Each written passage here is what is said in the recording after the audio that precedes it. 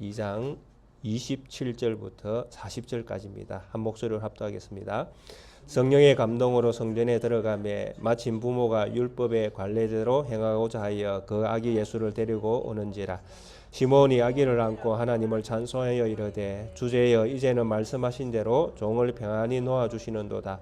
내 눈이 주의 구원을 보아사오니 이는 만민 앞에 예비하신 것이요 이방을 비추는 빛이요 주의 백성 이스라엘의 영광이니이다 하니 그의 부모가 그에 대한 말들을 놀랍게 여기더라. 시몬이 그들에게 축복하고 그의 어머니 마리아에게 말하여 이르되 보라 이는 이스라엘 중 많은 사람을 패하거나 흥하게 하며 비방을 받는 표적이 되기 위하여 시험을 받았고 또 칼이 네 마음을 찌르듯 하리니 이는 여러 사람의 마음의 생각을 드러내려 함이니라 하더라. 또 아셀 지파 바누엘의 딸 안나라 하는 선지자가 있어 나이가 매우 많았더라.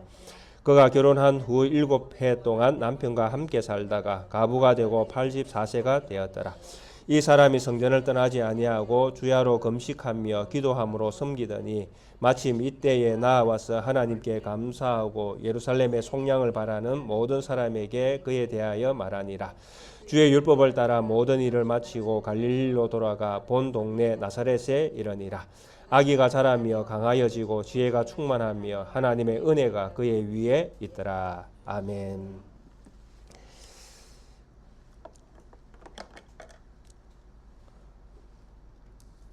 하나님은 어떤 시대의 어떤 상황들을 통해서 하나님의 그 약속들이 어떻게 이루어지고 있는가 하는 것들을 보여주십니다. 누가가 기록하고 있는 이 누가복음의 기록인데 또 그 시대의 어떤 예수님의 나심은 이 증언들을 통해서 살펴보면 이제 말라기가 예언했던 그 예언이 이루어지는 시대가 되었다 이렇게 선언을 하고 있는 것 같습니다. 그래서 사가랴 먼저 처음에는 사가랴 제사장을 통해서 그에게 임하는 하나님의 어떤 그 약속, 그 약속이 말라기에서 이미 말씀하셨던 그 약속이 이루어지는 시대가 되었다. 이것을 사가랴를 통해서 하나님은 말씀을 하셨습니다. 그래서 이런 시대는 이제 말라기를 통해서 하셨던 이런 시대는 한마디로 이야기하면 이제 새로운 시대가 열린다라는 것입니다. 예전에는 돌에 새겨졌던 그 말씀, 그 신비의 그 돌에 새겨졌던 그 말씀으로 율법과 계명과 규례를 주셔서 말씀하셨던 하나님이시며 이제 새로운 시대에는 사람의 마음을 움직여서 그 마음에 변화가 일어나는 그런 놀라운 시대가 열릴 것이라고 그렇게 말씀합니다. 그래서 이 일을 위해서 먼저 너에게서 내가 아들을 줄 것이고 그 아이가 그 일을 예비할 예비자가 될 것이다. 이렇게 사가랴를 통해서 말씀을 하셨습니다. 그리고 이런 사가랴의 말씀이 사가랴에 주셨던 말씀에 이어져서 이제 바로 그 주인공을 이제 마리아를 통해서 또 하나님은 드러내셨습니다. 그런데 이 마리아에게 주어지는 마리아를 통해서 주어졌던 누가를 통해서 듣게 된 증언의 말씀은 무엇이냐 하면 바로 이런 그 말라기에서 예언되어졌던 새로운 시대는 결국 그 다윗의 집을 세우는 다윗의 왕권을 굳게 세우는 그런 일과 같다라는 것이죠. 그래서 다윗의 왕권을 세워서 다윗의 왕권과 같은 그런 왕으로서의 다스림, 그런 다스림이 시작되는 것이 말라기에 주셨던 예언의 말씀과 일치한다라는 것입니다. 이런 말씀들이 사실은 그 구약에서 다 예언되어졌던 말씀들이죠. 그래서 궁극적으로는 구약에 말씀되어졌던 것들이 이제 새로운 시대가 열리면서 이제 그것이 성취되어지는 시대가 이 시대, 그러니까 누가가 예언하던 이 시대에 그런 시대가 왔다라는 것입니다. 그래서 마리아를 통해서 주셨던 말씀은 네가 낳을 아들이 다윗의 위를 세우는 그런 왕으로서 이 땅에 오시는데 그분의 사역은 하나님의 자비로운 사역이 될 것이다. 이런 예언의 말씀을 주셨습니다. 그리고 이런 말씀들은 그냥 어떤 그 갑자기 공중에서 이렇게 하나님의 말씀이 내려와서 너에게 주어지는 것이 아니라 이미 아브라함과 약속하셨던 그 약속의 성취다라고 말씀하시면서 끊임없이 구약에 말씀하셨던 하나님의 그 말씀이 이루어지는 것이다. 이렇게 말씀하셨습니다. 그래서 마리아가 들었던 그 말씀에 대하여 또 증인을 세웁니다. 그래서 그 증인이 누구였는가 하면 바로 엘리사벳입니다. 그래서 마리아와 엘리사벳의 그 만남을 통해서 엘리사벳이 마리아가 가질 아이가 이스라엘의 구원자 또 다윗의 집을 세우는 왕으로서의 오심을 엘리사벳의 입을 통해서 말하게 합니다. 내 주의 어머니가라고 엘리사벳이 고백하게 함으로써 그 마리아가 가지게 되는 아이의 그 잉태함이 하나님의 잉태함임을 분명하게 말씀을 주십니다. 그리고 이런 어떤 예언의 말씀이 이제 성취를 향해서 이제 점점 다가갈 때에 결국 이제 그 다음에는 사가랴를 통해서 이제 확정을 내버립니다. 세례 요한이 났을 때에 사가랴의 입을 통해서 동일하게 하나님의 그 어떤 긍휼로 인하여 이제 이스라엘의 새로운 구속의 어떤 해가 떠올랐다라는 것이죠. 그래서 새로운 시대가 열리는 놀라운 일들이 일어나는데 이 사가랴의 입에서도 똑같은 이야기를 합니다. 이 일은 우리 조상을 긍휼히 여기시고 우리 조상 아브라함에게 하신 맹세라는 거죠. 그러니까 끊임없이 하나님의 약속이 이루어지고 있다라고 그렇게 마리아도 그렇게 이야기했고 사가랴도 동일하게 하나님의 말씀이 공중에 이렇게 떠도는 구름 잡는 그런 말씀이 아니라 이미 하나님께서 구약의 말씀들을 통해서 다 하셨던 말씀이 그대로 지금 성취가 되고 있다라고 그렇게 말씀을 합니다. 그래서 이런 말씀의 성취는 끊임없이 어떻게 이런 일들이 일어나고 있는가? 바로 하나님이 자기 선택한 백성들을 불쌍히 여기는 마음 때문에 일어나고 있다라고 그렇게 이야기합니다. 긍휼의 마음. 그래서 하나님이 마리아도 그런 고백을 했죠. 하나님이 이 비천한 자를 돌아보셨다. 이 하나님의 긍휼하심 아닙니까? 그래서 이런 하나님의 긍휼에 풍성하신 하나님의 그 성품으로 말미암아 이스라엘에게 이런 엄청난 지금 약속이 성취되어지고 있다. 이렇게 이야기를 하는 것입니다. 그리고 이제 실제로 아기가 났을 때에 또 증인으로 목자들을 세워서 그 목자들의 입술을 통해서 하나님의 영광과 또 이 땅에 평화가 일어난 그 놀라운 사건이 예수님을 통해서 이제 시작되고 있다라는 것을 정확히 하셨습니다. 그래서 예수님의 이 나심은 많은 증인들이 지금 등장을 하고 있는 것입니다. 그리고 그 증인들의 입을 통해서 끊임없이 말하게 하는 것이 무엇입니까? 약속의 성취다라는 것이죠. 그리고 이런 약속의 성취를 가능하게 하는 것이 무엇인가라고 할 때에 하나님의 자비로우심이 이 하나님의 약속을 성취시키는 궁극적인 도구가 되어지고 있다라고 이야기를 하는 것입니다. 그래서 이 모든 것들을 종합하면 결국 인간은 하나님의 백성 된다라는 것은 나의 어떤 자랑이 결코 될 수가 없다라는 부분에 이르게 되어진다라는 것입니다. 그래서 나의 나됨은 오직 하나님의 은혜입니다라고 고백할 수밖에 없는 게 성경이 말하고 있는 끊임없이 성경이 말하고 있는 우리의 구원에 관한 노래입니다.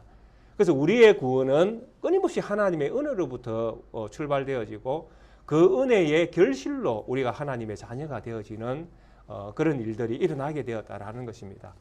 그래서 이 모든 것들을 믿고 따르는 사람들이 누구냐라고 할 때에 바로 하나님의 백성이다라고 우리가 말할 수 있다라는 것입니다. 그래서 성도라는 어떤 그 이름으로 불려지는 사람들은 가장 마음의 깊은 곳에 무엇이 자리를 잡고 있는가 하면 하나님의 은혜가 자리를 잡고 있다라고 그렇게 말을 할 수도 있습니다. 그래서 하나님의 은혜를 늘 기억하며 살아가는 것이죠. 그래서 오늘도 제가 제목을 그렇게 붙였죠. 하나님의 은혜가 그의 위에 있더라. 물론 이 말씀은 예수님에게 보여지는 또 예수님이 어떤 분이신가를 말씀하고 있는 성경 구절이지만은 궁극적으로 이 은혜가 이제 결국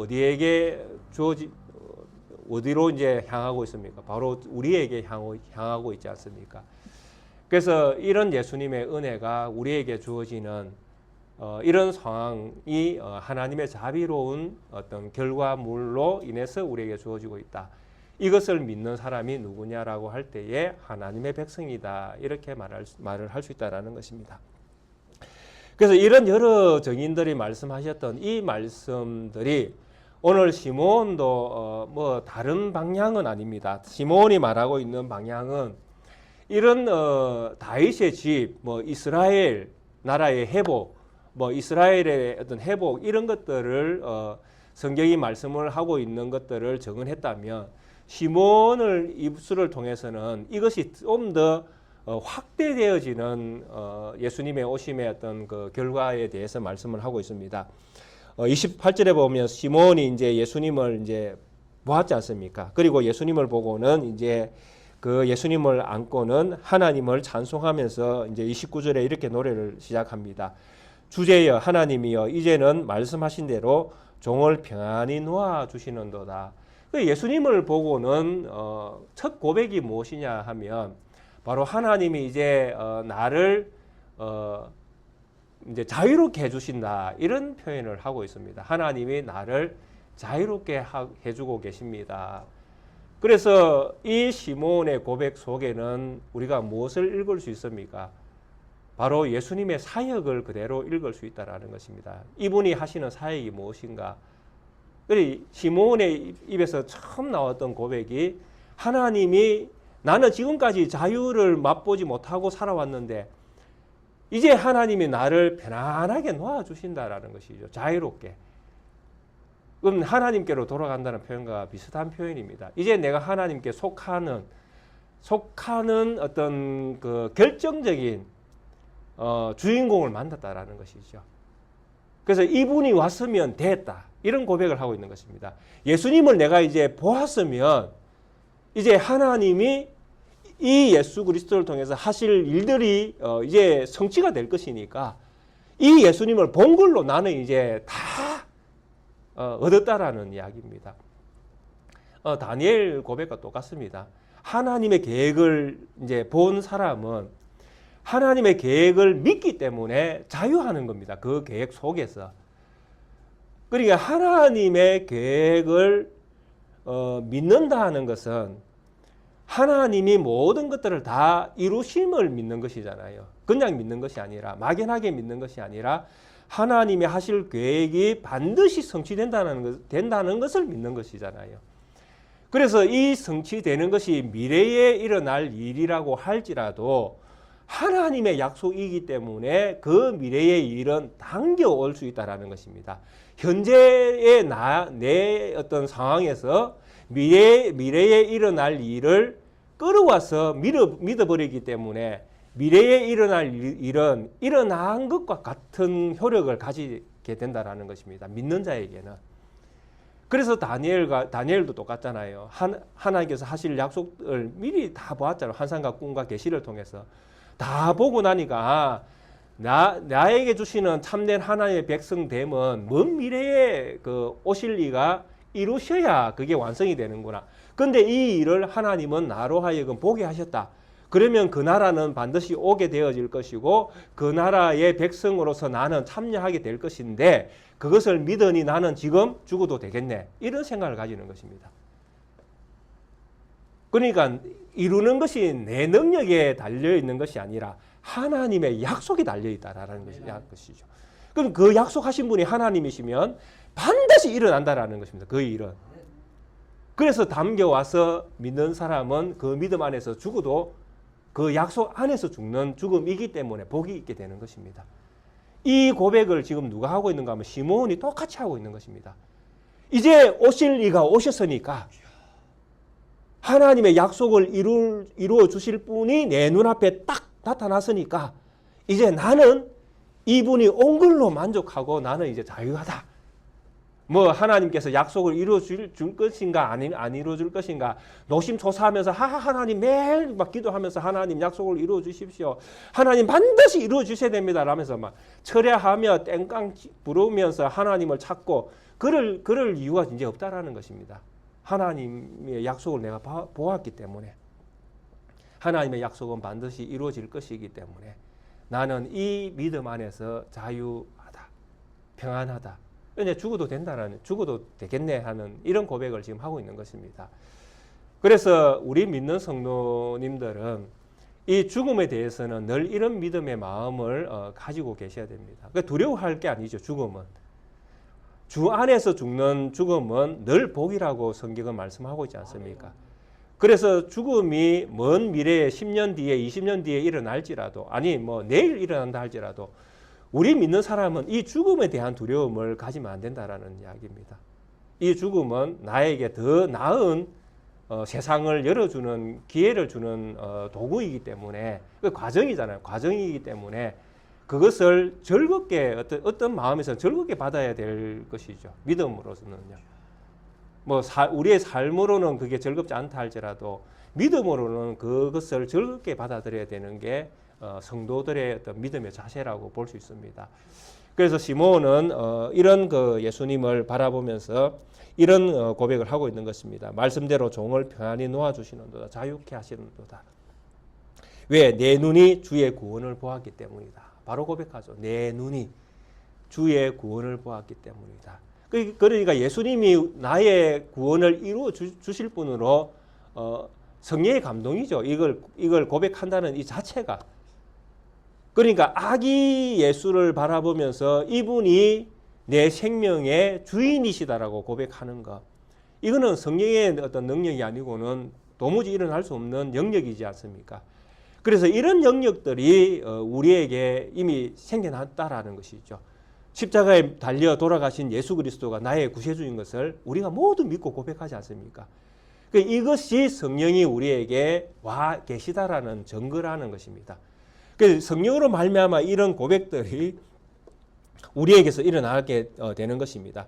시몬도 동일하게 이 고백을 지금 하고 있는 것입니다. 내 눈이 주의 구원을 보았기 때문에 나는 이제 평안히 죽어도 되겠네.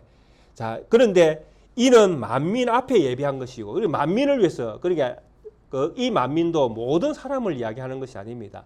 택함 받은 자기 백성들 앞에 이제 하나님께서 이 예비하신 하나님께서 이미 준비해 놓으신 길이라는 것이죠. 예수님이. 예수님의 구원은 준비된 구원이고 준비된 하나님에 의해서 택함 받은 자들을 위한 구원이죠. 그런데 이 구원이 또 어디까지 넓혀집니까? 이방을 비추는 빛이요 주의 백성 이스라엘의 영광이니라. 그게 결국 예수 그리스도가 다윗의 집만 이스라엘의 집을 세우는 어떤 그런 한 이스라엘의 어떤 왕으로 오시는 것처럼만 좁게 그렇게 생각했는데 실제로는 이것이 더 커져 버렸다라는 것이죠.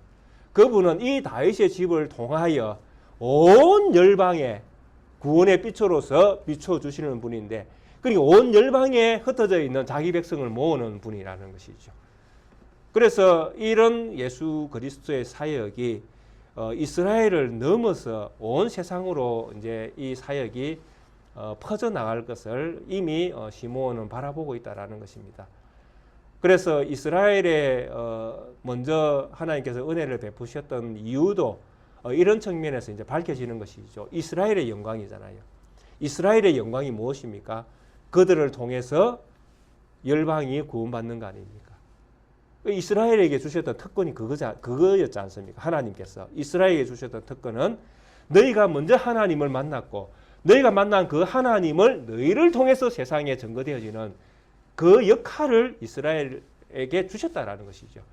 그런데 그 역할을 이스라엘이 잘 하지 못할 때에 하나님께서 뭘 하셨습니까? 징계하셔서 아수르로 바벨론으로 포로 잡혀가게 하시고, 그러면서 다시 돌아오는 것들을 통해서 회복의 역사가 일어날 것을 끊임없이 계시로 보여주셨고, 그런 계시를 통해서 결국 이스라엘의 역할과 또 이스라엘 통한 세계의 구원을 하나님은 약속을 하신 것이죠. 그래서 이스라엘은 이런 자기들의 선택받은 그 위치를 잘 이해하고 믿음으로 그것을 순종으로 섬겼어야 되는데 이스라엘은 그렇게 하지 못했죠. 예, 육신이 연약하기 때문에. 그래서 말라기를 통해서 새로운 시대의 어떤 계시를 허락하신 것입니다. 마음에 이제 이것이 새겨지면 돌비에 새겨진 것과는 다른 이제 역사가 일어나게 되는 것입니다. 그래서 마음에 새겨질 때에는 이것이 이제 지워질 수가 없죠. 그래서 이것은 우리의 생명이 되고 힘이 되고 능력이 되며 또 이것을 이런 어떤 능력이 이제 우리의 삶을 통해서 세상 가운데에 드러나게끔 되어 있는 시대가 우리에게 주어진 시대입니다. 이런 시대를 예수님께서 오셔서 이제 여셨다고 시몬은 이렇게 고백을 하고 있는 것입니다. 근데 이 시몬이 이제 또 보고 있는 것이 무엇입니까? 이런 어떤 사역을 하는 예수님의 이 사역을 이제 그 마리아를 통해서도 이제 소개를 하고 있습니다. 그 구원자 된다는 것이 그 예수님이 우리의 구원자라고 고백을 하면서 주의 구원을 내가 보았다. 이렇게 시몬이 고백을 하면서 아기 예수를 바라보고 있지 않습니까? 그래서 이 아기 예수는 우리의 구원자이시다. 우리의 구원의 주인이시잖아요. 그래서 이 구원의 주인이신데 이분의 사역을 아기 예수를 바라보면서 이분이 하실 사역을 읽어내는 것입니다. 그래서 그 부분이 이제 33절 이하에 이제 소개되고 있습니다. 그의 부모가 그에 대한 말씀을 놀랍게 여기더라. 시몬이 그들에게 축복하고 그의 어머니 마리아에게 말하여 이르되 보라 이는 이스라엘 중 많은 사람을 패하거나 흥하게 하며 비방을 받는 표적이 되기 위하여 세움을 받았고 이렇게 이야기합니다. 그래서 예수님이라는 이 어린 아기, 예수라는 이 어린 아기의 사역을 통해서 어떤 이는 떨어질 수도 있고 피하는 것이 있죠. 어떤 이는 흥하는 것. 그러니까 어떤 이는 구원에 참여하게 되어지고 어떤 이는 불신자처럼 이제 패하는 것이죠. 그렇게 하나는 패하고 하나는 흥하고. 그래서 예수님의 사역은 이제 둘로 나뉘어지는 사역입니다. 한쪽은 구원에 이르고 한쪽은 불신자의 자리에 그대로 남아있게 되어지는 사역. 그리고 예수님의 어떤 그 사역은 철저하게 비방받는 것이 표적입니다. 비방받는 것이 표적. 그러니까 사람들이 예수님을 좋아하지 않는다는 이야기입니다. 기본적으로. 우리는 그렇게 예수님을 좋아했던 사람들은 어떤 사람들입니까? 자기한테 덕이 있다라고 생각했던 사람들이잖아요. 나한테 뭔가 예수님은 나에게 뭔가를 해줄 수 있는 능력이 있다라고 믿었던 사람들이잖아요. 주로. 그래서 예수님이 뭐 오병이어의 기적을 일으킬 때에 수많은 그 군중들이 따라다녔지 않습니까? 뭐 제자 12명들을 포함해서 뭐 얼마나 많은 사람들이 예수님을 졸졸졸 따라다녔습니까? 그 많은 사람들이 예수님을 추종할 때에 뭐 요즘 같으면 이제 그렇게 많은 사람들이 예수님을 추종하면 예수님은 그렇게 하나님이시기 때문에 그런 것들이 필요 없지만은 만약에 제가 예수님의 어떤 그런 능력을 가지고 제가 그런 사역을 했다면 그러니까 제가 이제 요즘 우리의 시대에 오병이어의 기적을 일으키는 것입니다. 그러니까 아주 작은 능력으로 큰 어떤 업적을 내는 것입니다. 그래서 수많은 사람들이 이제 그 예수님 따라다니는 군중들로 그랬지 않습니까? 그냥 따라다닙니까? 선생님하고 따라다니지 않습니까? 막 뭐 죽게 세우면서 그죠? 그러면 저도 마찬가지잖아요. 제가 그런 일들을 하면 다 뭐라고 하겠습니까? 제 이름을 부르면서 막 뒤로 따라오면서 막 온갖 열광을 다 하면서 막 추대할 거 아닙니까? 그러면 저는 어떻게 되겠습니까? 예, 기분도 좋아지고 제가 뭔가 큰 일을 한 것처럼 이렇게 생각되면서 내가 더 큰 일도 할 수 있겠네. 이런 이제 야망을 가지지 않겠습니까? 그러면 이제 어떻게 하겠습니까? 나는 부산에 너무 좁다. 부산은 좁다. 나는 이제 서울로 가야 된다. 서울로 가겠죠. 서울 가서 또 뭐 오병이의 기적을 또 한번 일으키면 서울에 있는 많은 사람들이 저를 추종할 거 아닙니까? 그럼 저는 어디 가겠습니까? 뭐 국회를 가든지 뭐 대통령에 출마하든지 뭔가 해내겠죠. 이게 인간의 어떤 심리지 않습니까? 사람들의 심리. 그래서 예수님을 추종하는 많은 사람들도 실제로 그렇게 했지 않습니까? 예수님을 따라다니면서 예수님, 선생님 하면서 뭐 자기들에게 좋은 그러니까 자기들의 어떤 그 편리를 그러니까 일하지 않고도 먹고 살 수 있도록 그죠? 오병이의 기적을 일으키시는 분이니까 예수님만 졸졸졸 따라다니면 먹고 사는 문제는 해결된다라는 것이죠. 그래서 수많은 군중들이 따라다녔지 않습니까? 그때 예수님께서 하셨잖아요. 말씀을. 뭐라고 말씀하셨습니까? 너희들이 나를 따라다니는 것은 내 표적을 보고 따라다니는 것이 아니다라는 것이죠. 너희들이 따라다니는 것은 내 표적을 보고 따라다니는 것이 아니라 먹고 살기 위해서 따라다니고 있다라고 그렇게 말씀하셨지 않습니까? 사람들의 어떤 그 가치 기준은 그런 것이거든요. 이분이 나에게 얼마나 필요가 있는가 하는 것이죠. 저 사람이 나에게 얼마나 많은 것들을 채워줄 수 있는가, 내 필요를 채워줄 수 있는가, 그걸 위해서 추종한다라는 것이죠. 그런데 예수님의 사역은 이런 어떤 세상에서 어떤 그 추종자를 세우고 뭔가 세상에서 이름을 내기 위한 이런 추종이 아니라 끊임없이 예수님의 이 사역 때문에 결국 사람들은 예수님을 비방하는 쪽으로 그 사람들은 움직인다는 거예요. 왜냐하니까 예수님이 그들의 목적을 알기 때문에 이루어주지 않을 거거든요. 결국에는. 그렇지 않습니까? 예수님이 오병이의 기적을 매일 일으켰습니까? 아니잖아요. 그러니까 그들의 필요를 예수님께서 막으시거든요. 결국에는. 그러면 사람들은 어떻습니까? 아, 이 사람은 우리에게 별로 필요가 없구나. 이 사람은 우리의 어떤 만족을 채워줄 사람이 아니구나. 그래서 끊임없이 이 사람들은 이제 그 다음에는 뭐 하겠습니까? 예수님을 비방하면서 이제 하겠죠. 그래서 이런 비방의 어떤 목적을 이 사람들은 끊임없이 하게 될 것입니다. 그래서 누가도 이런 내용들을 끊임없이 성경에서 기록하고 있습니다. 누가복음 4장 29절에 보면 일어나 동네 밖으로 쫓아내어 그 동네가 건설된 산 낭떠러리까지 끌고 가서 밀쳐 넘어뜨리고자 하되, 예수님의 어떤 그 예수님을 이 사람들은 죽이려고까지 지금 하고 있는 표현들을 그렇게 나사렛에서 이제 배척당할 때에 누가가 기록한 누가복음 4장 29절에 이런 말씀이 기록되어져 있습니다. 그리고 조금 더 뒤쪽으로 가보시면 누가복음 22장쯤 가보시면 63절부터 5절에 보시면 또 이렇게 기록을 하고 있습니다. 지키는 사람들이 예수를 희롱하고 때리며 그의 눈을 가리고 물어 이르되 선지자 노릇하며 너를 친 자가 누구냐 하고 이 외에도 많은 말로 욕하더라.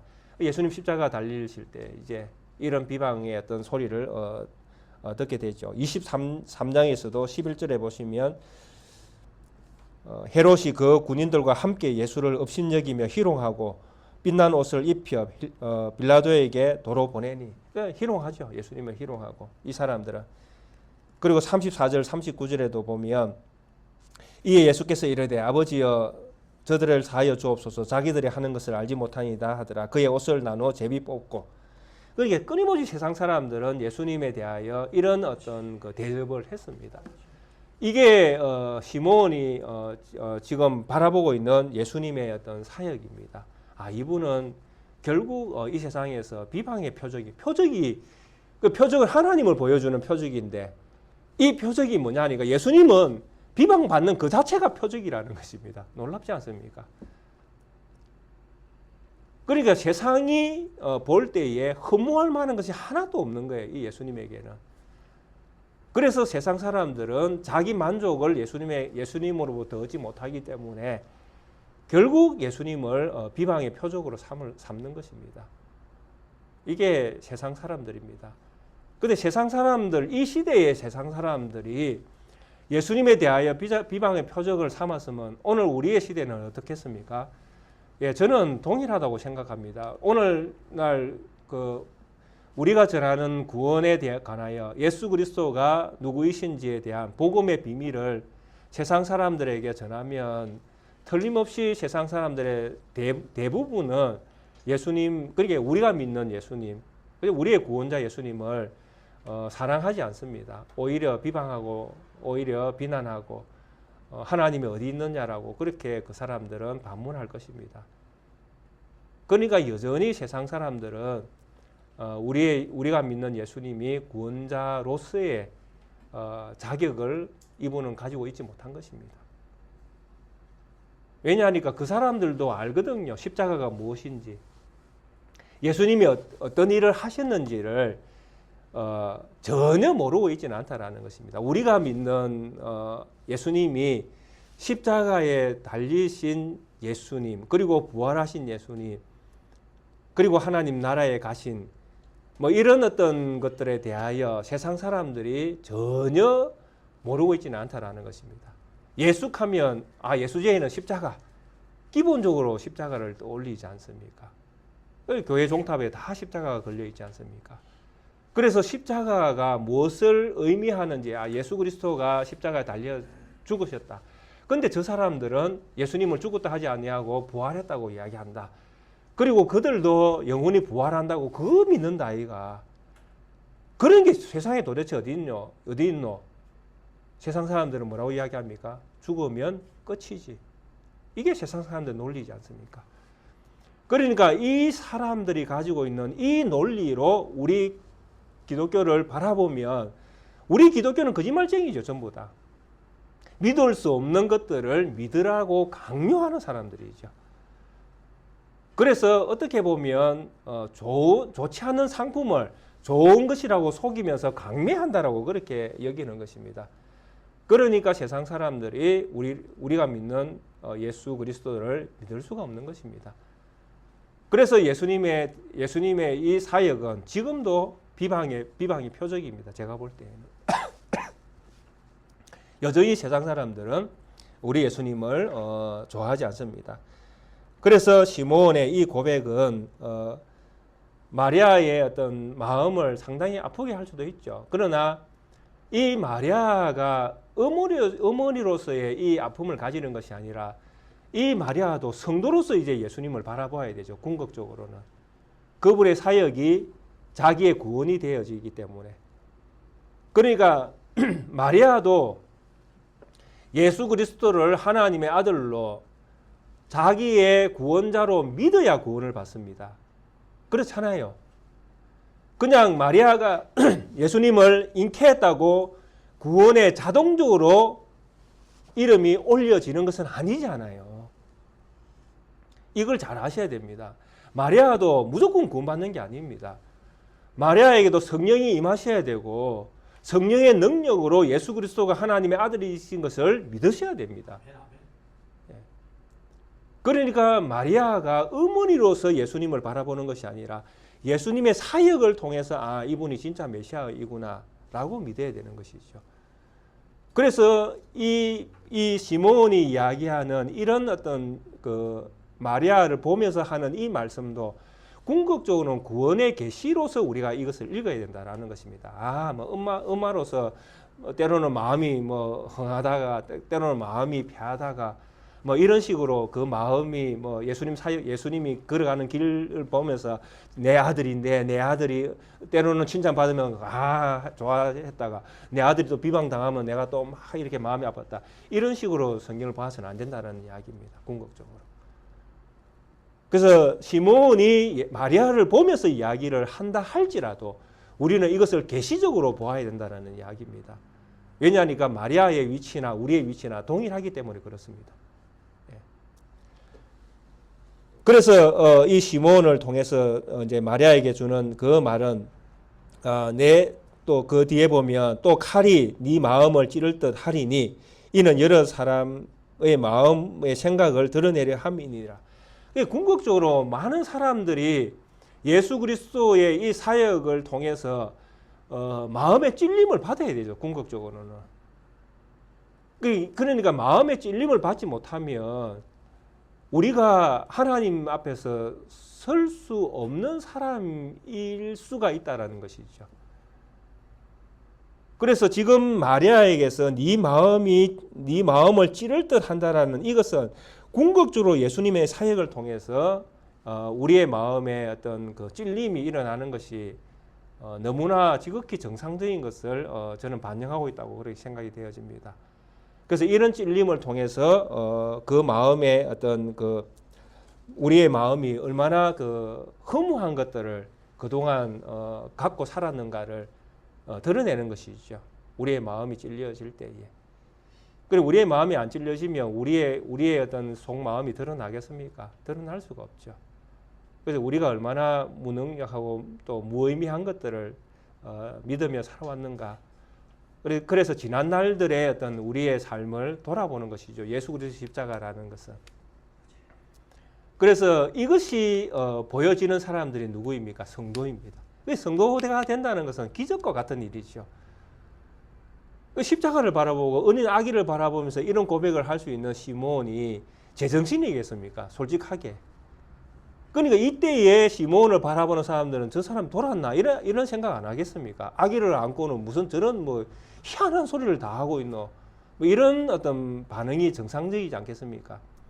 그런데 진짜처럼 보여지는 기적이 일어나면 이런 고백을 할 수밖에 없게 되는 것입니다. 그리고 우리의 마음이 찔림을 얻고, 그리고 우리의 마음이 이제 새로운 어떤 그 기경이 되는 것이죠. 새로운 어떤 묵었던 것들을 다 이제 걸러내고 새로운 것이 이제 우리의 마음에 이제 심겨지는 것이죠. 이게 찔림을 통해서 우리에게 일어나는 현상 아니겠습니까? 그리고 그 다음에 이제 안나라는 이제 인물이 또 등장합니다.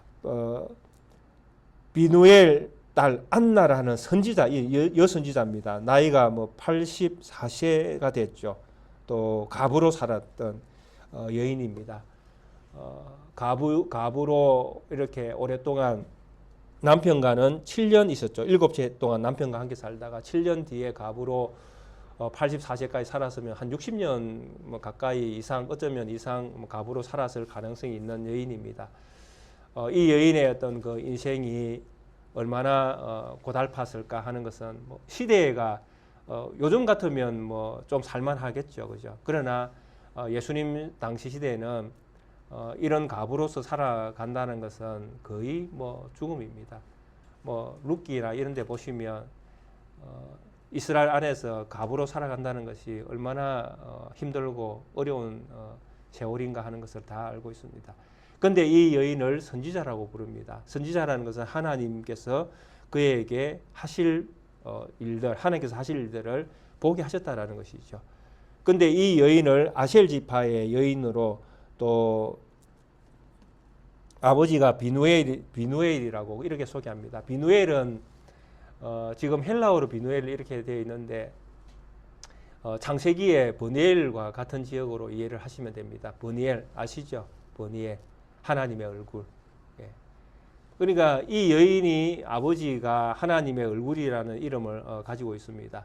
그러면서 이제 그 가정에서 선지자로서 이제 오랫동안 살았습니다. 그가 이제 주야로 금식하면서 기도하고 섬겼다 이렇게 소개합니다. 이 사람이 성전을 떠나지 아니하고 주야로 금식하며 기도하며 섬겼다.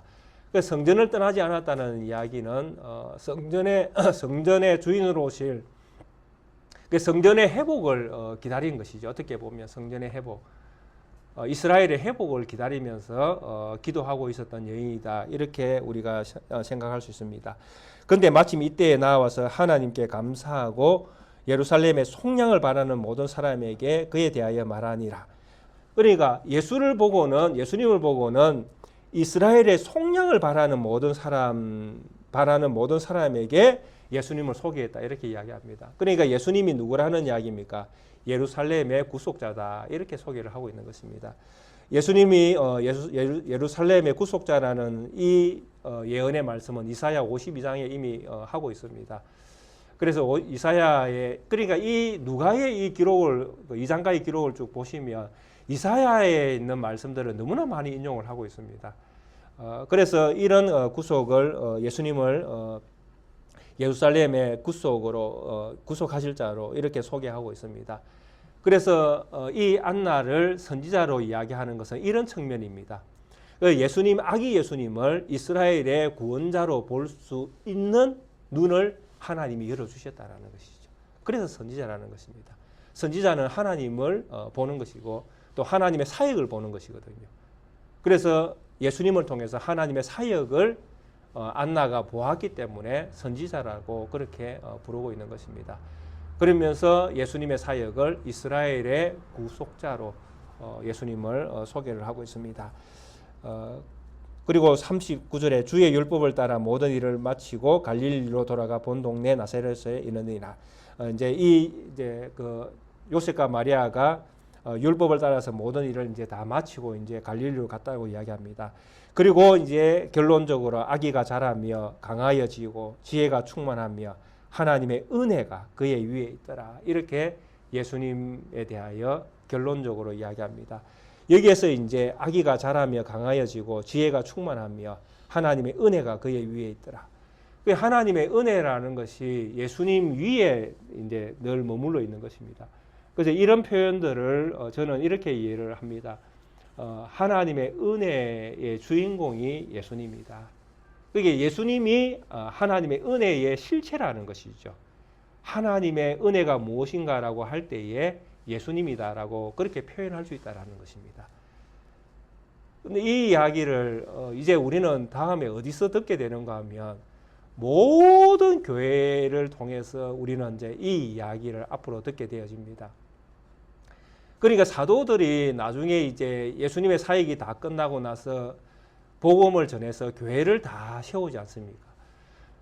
교회를 세우고 교회에게 끊임없이 이야기하는 사도들의 마지막 인사가 무엇이냐 하면 주 예수 그리스도의 은혜가 너희 위에 있기를 원하노라.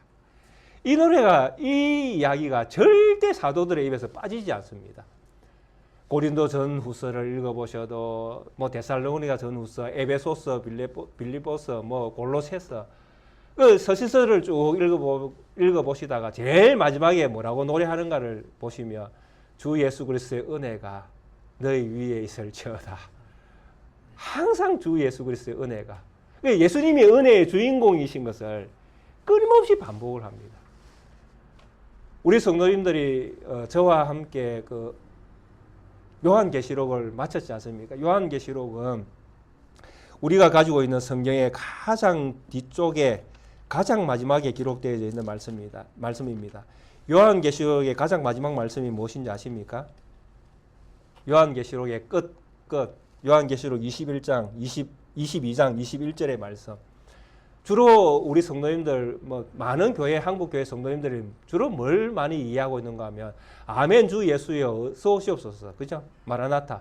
그걸 가장 많이 요한계시록을 이해하고 있는 분들. 요한계시록에서 어떤 말씀이 기억나냐? 아멘 주 예수여 어서 오시오. 그거는 그 앞절이거든요. 20절이고. 21절에 주 예수의 은혜가 모든 자들에게 있을지어다. 이게 성경의 가장 마지막 말씀입니다. 우리 예수님이 우리의 은혜의 주인공이신 거예요. 왜 이렇게 이야기를 성경이 끊임없이 반복을 합니까? 은혜가 무엇인가를 아시면 이 고백이 왜 나와야 되는가를 알 수가 있게 되는 것입니다. 은혜는 우리가 받을 수 없는 우리에게 친히 우리에게 보여주시는 호의잖아요. 그게 하나님의 영역 가운데에 있는 것을 하나님이 우리에게 허락해서 갖게 하시는 것이 은혜입니다. 신의 영역을 우리가 가지는 것이죠. 사람이. 그게 무엇입니까? 죄 없다 함이거든요. 하나님의 거룩하심을. 하나님의 영역이잖아요. 거룩함은 하나님의 영역이지 않습니까? 그 거룩한 하나님의 영역에 있는 것을 하나님이 받을 수 없는 우리, 죄인된 우리에게 그 영역을 허락하시는 것입니다. 하나님의 영역을. 그것을 성경이 뭐라고 이야기하는가 하면 은혜라고 이야기합니다. 그런데 이 은혜를 누구를 통해서 하나님께서 우리에게 주십니까? 예수 그리스도의 사역을 통해서 우리에게 주신다라는 것이죠. 그러니까 예수님 없이는 이 은혜를 말을 할 수가 없다라는 것입니다. 그래서 예수님에게는 예수님을 통해서 늘 무엇을 우리는 볼 수 있습니까? 하나님의 은혜를 볼 수 있다라는 것이죠. 그래서 교회의 가장 중요한 것이 무엇입니까? 주 예수 그리스도의 은혜가 너희에게 있기를 원한다는 것. 예수 그리스도의 은혜가 없으면 교회가 아닌 거예요. 한마디로 이야기하면. 교회의 교회됨의 가장 큰 가치는 무엇이냐 하면 하나님의 은혜가 우리 가운데 있는 것입니다. 교회가 도대체 뭐냐라고 할 때, 교회는 어떤 교회가 좋은 교회나라고 할 때, 여러 정의들을 내리지만은요, 개혁교회도 마찬가지고, 장로교회도 마찬가지고, 많은 정의를 내리지만은 이것은 저는 그 모든 정의 위에 주 예수 그리스도의 은혜가 서야 된다고 저는 고백합니다. 이 고백이 있는 교회가 진짜 바른 교회 아닙니까? 그래서 주 예수 그리스도의 은혜를 알 때에 우리가 어떻게 살아야도 여기서 나오는 것입니다. 주 예수 그리스도의 은혜, 받을 수 없는 영역을 하나님이 우리에게 주셨으면 우리는 어떻게 살아야 될 것인가? 바로 그 위에 말씀하잖아요. 예수님은 자라며 강하여지며 지혜가 충만하며 그 지혜가 충만하게 우리는 살아야 되는 것이죠. 하나님의 은혜를 가진 성도라면 우리는 지혜가 충만한 사람처럼 살아야 되는 것입니다. 그러면 여기서 이제 지혜가 무엇인가라고 물어야 되잖아요. 지혜는 무엇입니까? 여호와를 경외하는 것이 지혜의 근본이요. 그러니까 하나님의 은혜가 우리 가운데 있으면 우리는 우리의 삶을 통해서 하나님을 경외하는 삶을 살게 되어진다는 것이죠. 이게 교회의 교회됨이라는 것입니다. 얼마나 놀랍습니까? 방금 우리가 욥기 읽었던 그죠? 그 말씀 마지막에 이 말씀 나왔잖아요. 주를 경외함이 지혜다. 그죠? 주를 경외함이 지혜다. 이 하나님을 두렵고 떨림으로 섬길 수 있는 그 믿음을 가진 그것이 지혜고 그것을 지혜롭게 사용하는 것이 무엇이다? 교회다라는 것이죠. 하나님의 교회는 하나님의 은혜가 있는 교회는 이런 삶을 추구할 수밖에 없게끔 되어 있다는 것입니다. 그래서 제가 오늘 우리가 함께 제목으로 하나님의 은혜가 그의 위에 있더라 이렇게 제목을 달았지만 하나님의 은혜가 우리 낱개교회 위에 있음을 우리도 함께 고백해야 됩니다. 아멘. 그래서 우리가 하나님께서 우리에게 주신 축복의 기도를 나눌 때에 예수님에 대하여는 어떻게 이야기합니까? 주 예수 그리스도의 은혜와 우리 하나님에 대해서는 하나님의 사랑과 하나님의 은혜와 하나님의 사랑 이 모든 것들을 가능하게 하시는 것이 무엇입니까? 성령의 교통함이죠.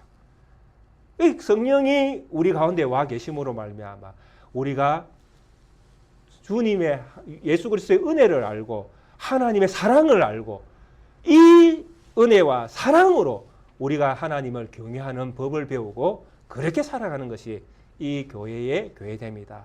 이렇게 성경은 말씀을 하고 있다는 것입니다.